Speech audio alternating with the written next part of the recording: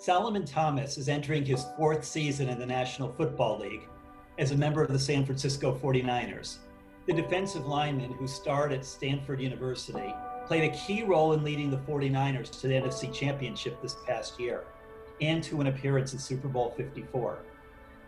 But in 2018, a year after he was drafted into the NFL, Thomas's older sister Ella died by suicide at the age of 24. This tragic loss motivated Solomon, or Sally as his many friends know him, to use his platform and voice in raising awareness for mental health and for suicide prevention. We are joined now by Solomon Sally Thomas, along with his parents, Chris and Martha Thomas. Thank you all for joining us today. Thank you so much for having us, Paul. We appreciate it. Thanks.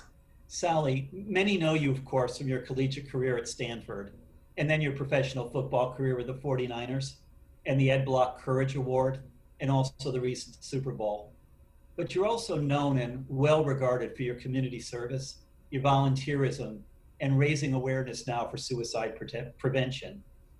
No doubt your parents are very proud of you. Could you start by telling us about Ella's Sunflowers?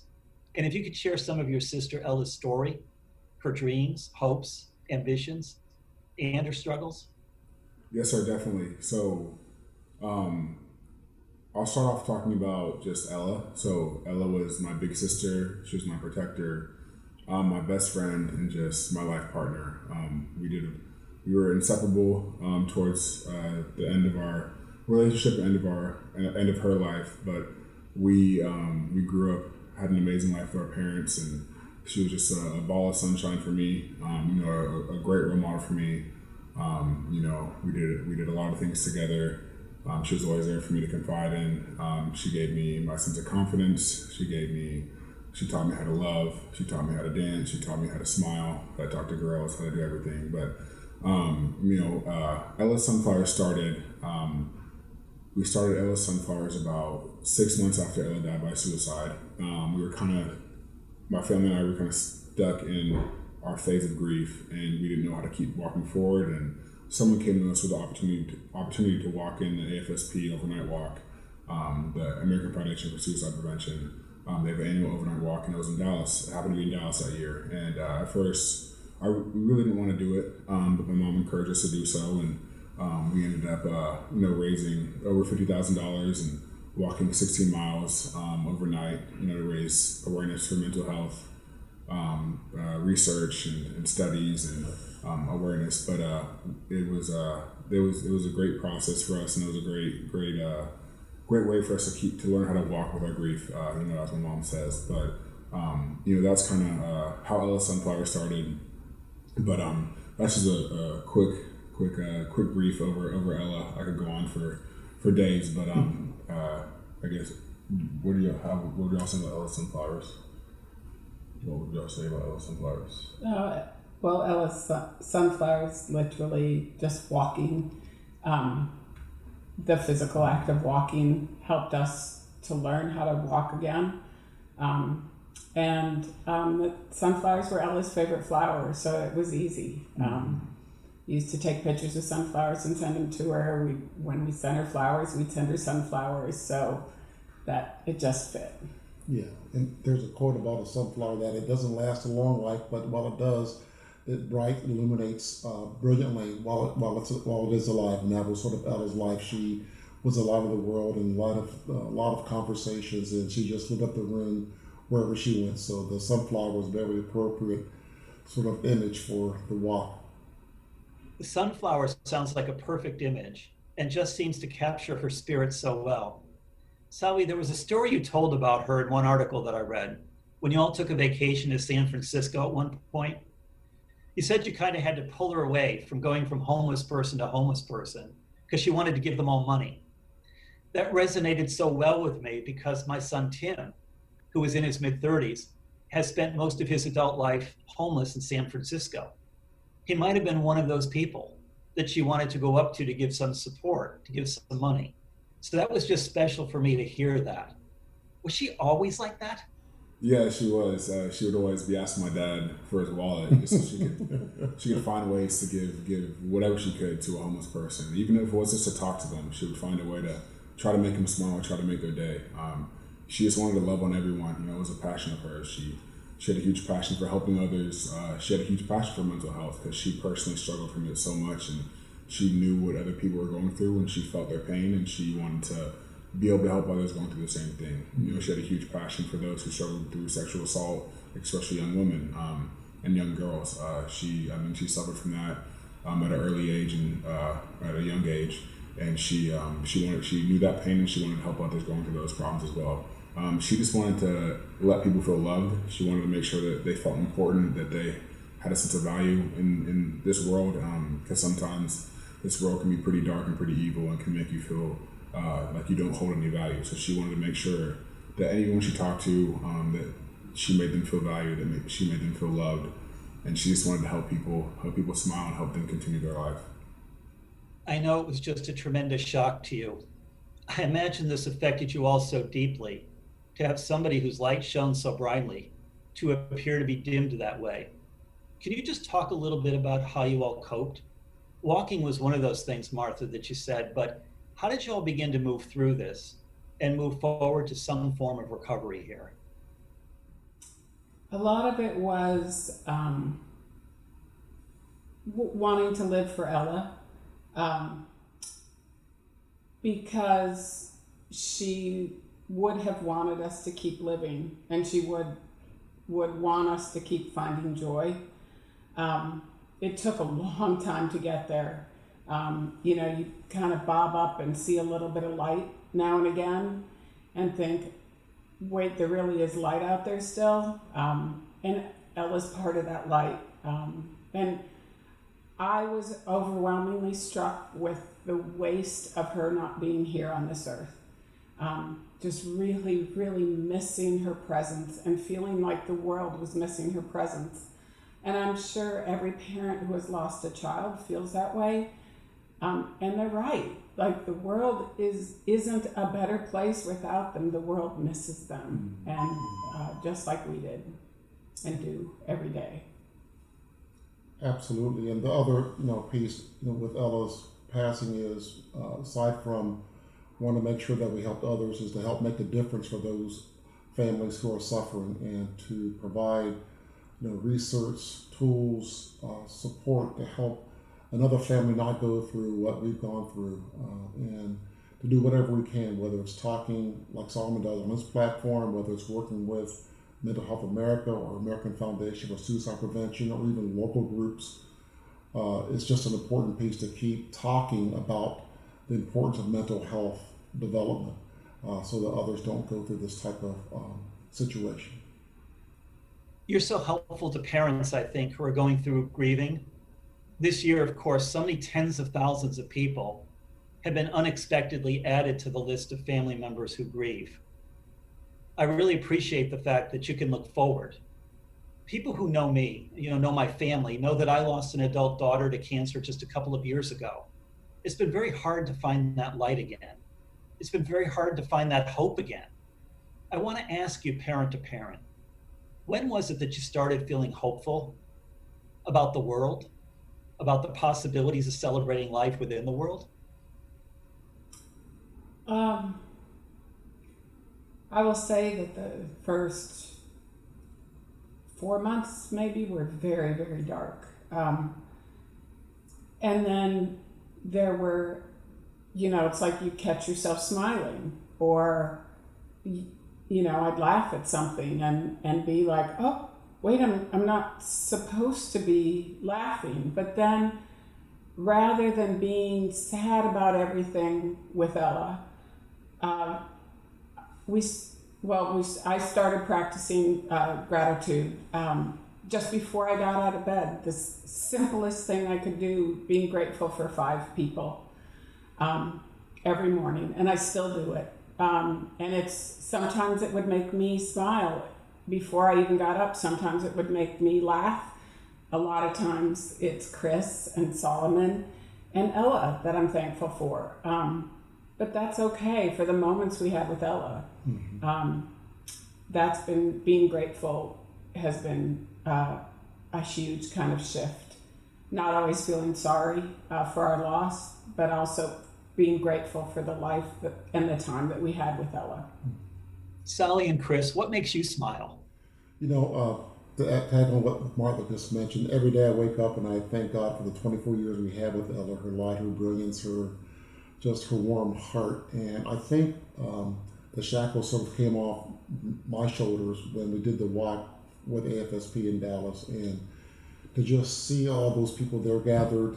First, first part was when Martha and I were part of the AFSP National Board breakfast, and we met a lot of other parents who went through the similar situation and who raised a lot of money and awareness and research to help drive and make a difference. That was sort of like a light that went off in my mind saying, here's how we turn tragedy into purpose. And then the walk and seeing other parents and siblings and friends and relatives go through the suffer, but also hold each other up, lift each other up to help make a better tomorrow. And although each day is difficult, and we have a really good friend of ours who always asks, how are you today?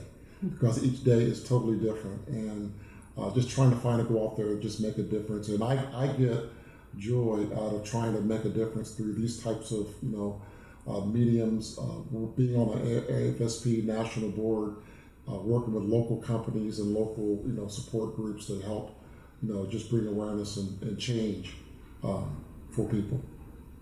How about you, Sally?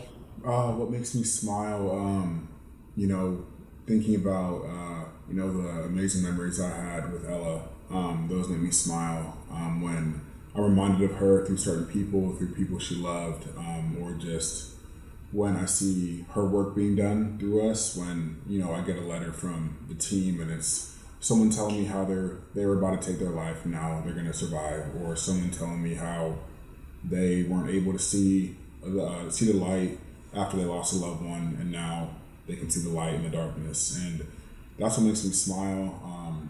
Seeing her dog Mickey makes me smile. When I am true to myself and I'm the person she knows to be, that makes me smile because she'll be proud of me.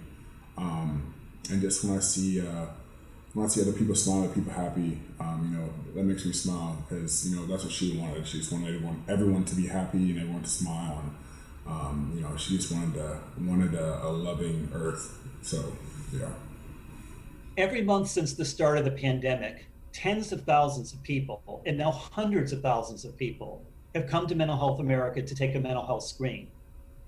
20 to 25,000 of them each month are telling us that they have either suicidal or self-harm thinking on more than half the days of the week. What do you say to them? They're coming to us and they're reaching out. We know there's an opportunity to answer. What should we be saying to them to try to help them through these most difficult times? Kind of my message, I always starting by saying I'm not a mental health professional. I'm not, a doctor. I don't have a degree in this, but what I can tell you from my experience is to tell people, and what I've learned throughout these last 2.5 years is that you're perfectly perfect the way you are. It's okay to not be okay. It's okay to feel weird. It's okay to feel awkward. Your emotions are valid, and you should empower all of them and understand that they all hold value and you're feeling them for a reason. But just to let them know that there is light in the darkness they're going through, even though you may not see it currently, but at some point, if you keep fighting, if you keep believing, there will be light and there will be a tunnel at the end of the dark storm they're going through.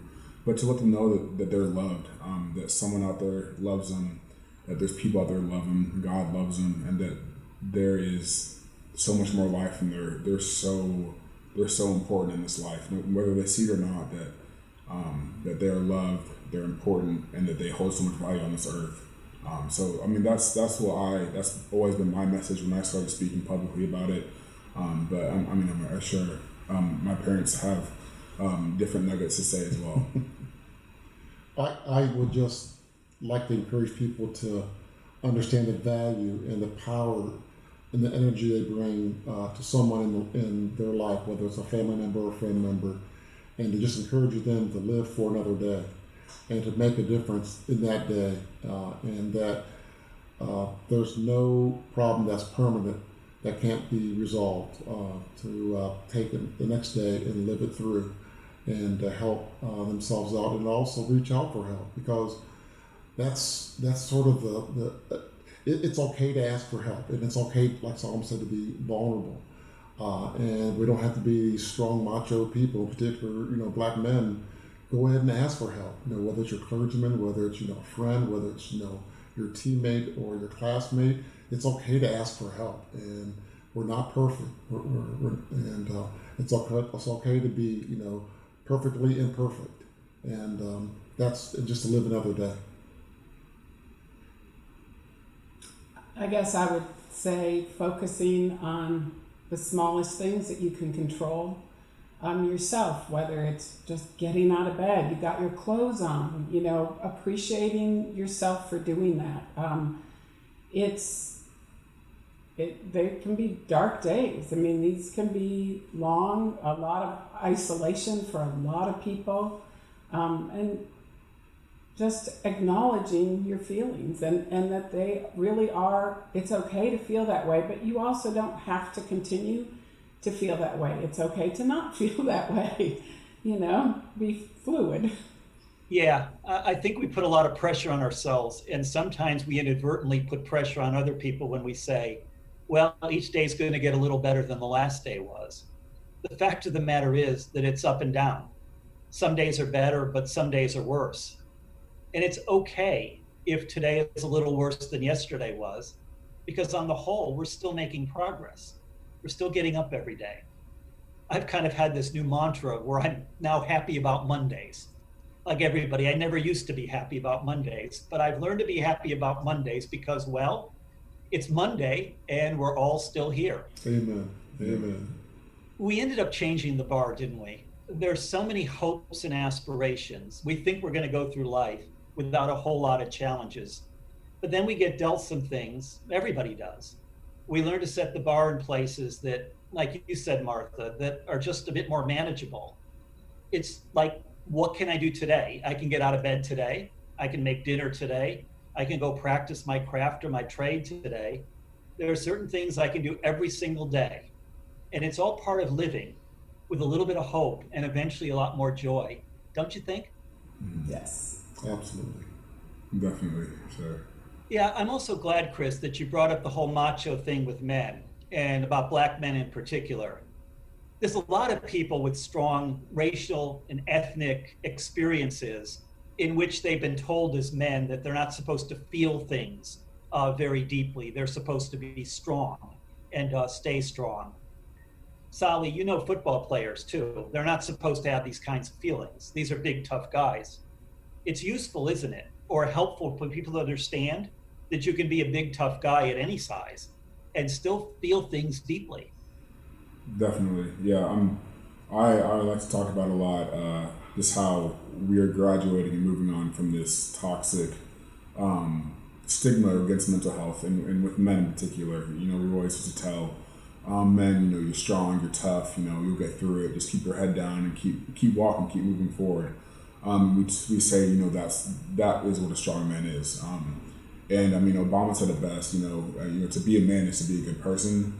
But I also think to be a strong man, or to be labeled as a strong man, is to be vulnerable. Because when you're vulnerable and you express how you're feeling and are true with your emotions and open up to other people, that's way harder to do than just tell someone, oh, I'm good, or I'm fine, I'm okay, like, I'll be good. Like, that's easy to say. I can say that all day. But to tell someone how I'm truly feeling and whether I'm feeling pain, whether I'm feeling happiness, whether I'm feeling joy, that's way harder. Or whether I'm feeling weird, and to open up to someone and talk to them about that is to be strong. That is to be vulnerable. Is to be a strong man. And I'm trying to make that the new normal. I want that to be the new stigma. I want that to overcome the new stigma. So that's kind of been my motto and what I'm trying to recreate, what to be a strong man is, and it's to be vulnerable. And there's so many beautiful things about being vulnerable. When you open up to someone, you have the chance of getting hurt. It's part of being vulnerable, but you also have the chance to let someone else open up. You have the chance let someone else be vulnerable with you, and that could save someone's life. Like me opening up and telling someone, "Oh, I woke up today. I'm feeling pretty down for some reason. I don't know what it is, but I'm feeling down." And then just hearing that, they could be like, "Man, I felt sad today too." And then we could just talk about our sadness, talk about why we feel down, and that conversation could save their life. Or you telling those kind of conversations are what is really changing people that you might not even think about or give that much thought to.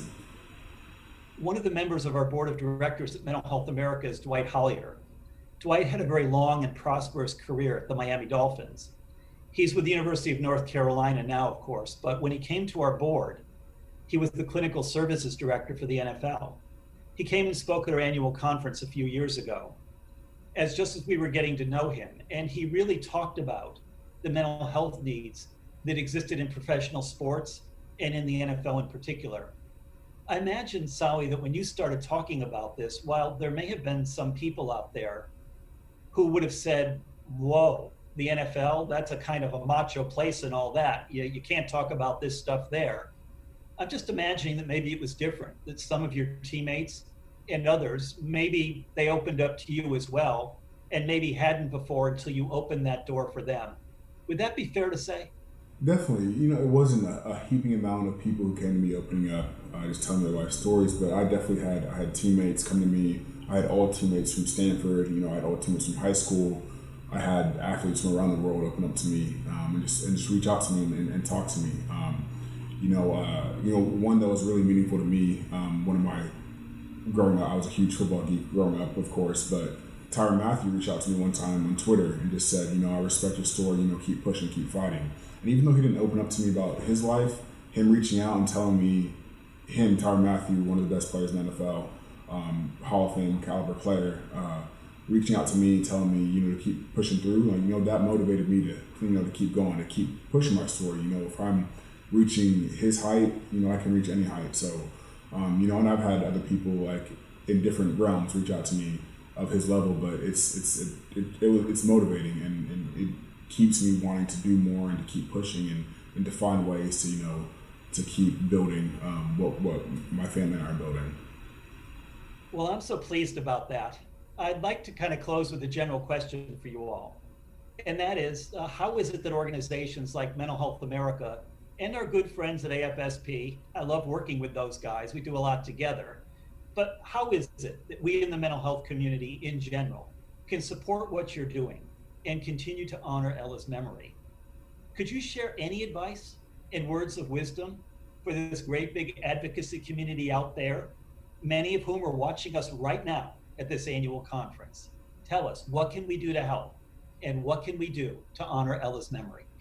I think one is just facilitating for people to tell the truth about their emotions and what they're going through, what they've gone through, how they've recovered, how they still struggle, but really letting people speak the truth and teaching people to listen to the truth as well. I would say three things aside from Martha just mentioned, which is very important. One is legislation. We need to find a way that mental health parity exists across all realms. Other thing is programming, like what we're doing today, is so paramount in helping drive and silencing the shame of mental health, people not wanting to talk about it. Another piece would be funding. How do we get support groups out in the key communities, whether it's school, whether it's corporations, to really help make a difference, to keep the discussion going on with mental health and suicide prevention, in particular amongst Black youth, which is experiencing a huge increase in in suicide rates, unfortunately, in the last couple of years. So this type of dialogue, different programming, and legislation can all make a difference in helping drive mental health development and preventing suicide. Alongside of what my parents said, what I love to preach is to keep the conversation going and to start the conversation. Continue to talk about it, continue to encourage others to talk about it, to be vulnerable, to be strong in the vulnerable way.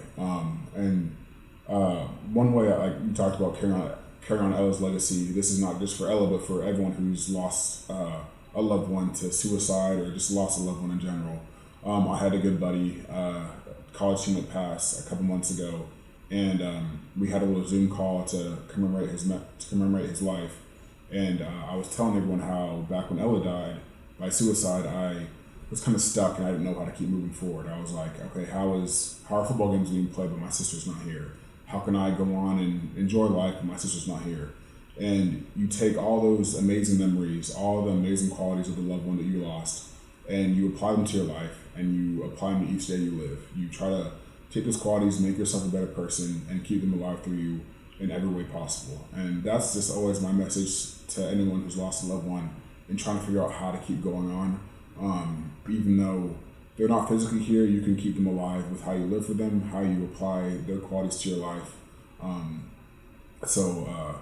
think those are ways that we can continue keeping Ella's legacy alive, keeping our loved ones' legacy alive, and continuing to diminish and destigmatize mental health, the stigma against mental health.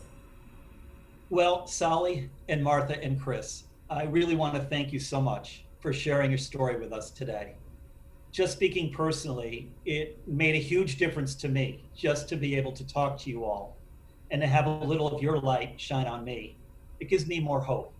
And I think it's going to give more hope to a lot of people who need that hope as we move forward too. These are really tough times, but you've managed to shine a light through the darkness. And hopefully we'll be able to hold that light for Ella, for you, for others, and do it always. Thank you very much. Thank you so much, Paul.